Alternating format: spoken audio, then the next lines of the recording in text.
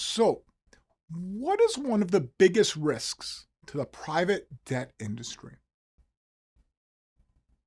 Well, it's the potential rollback of the capital requirements for banks to lend on private debt deals. Let me explain. Before 2010, banks were loaning on private equity deals. Then after the financial crisis in 2010, Dodd-Frank was introduced, which had strict capital requirements for banks. And what happens when there's regulation to try to stop something? The industry finds a way around the regulation, which is what happened here. Private debt firms grew dramatically with the new rules of Dodd-Frank, which limited banks, and private debt firms were loaning more and more on private equity deals and to companies that the banks normally would lend to because of the new capital requirement rules at the time.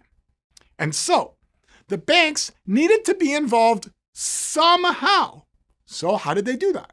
Well, the banks started joining partnerships with the private debt firms. Citigroup has a $25 billion partnership with Apollo. Wells Fargo has a partnership with Centerbridge. UBS has a partnership with General Atlantic. And there are many other partnerships where the banks and the private debt firms work together. Now, how do they work together? Well, the banks will originate the deal because they have all the connections and they'll make a fee for getting the company to get a loan. But the private debt firms will actually give the loan because the banks are not allowed to based on the capital requirements. We call this regulatory arbitrage by the private debt firms.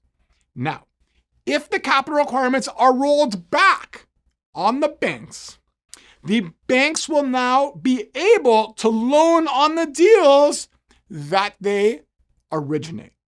And so we'll see a lot more competition between the banks and the private debt firms, which are going to push the private debt returns to be lower.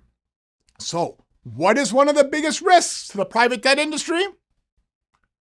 That's right, the rollback of capital requirements for banks to lend on deals.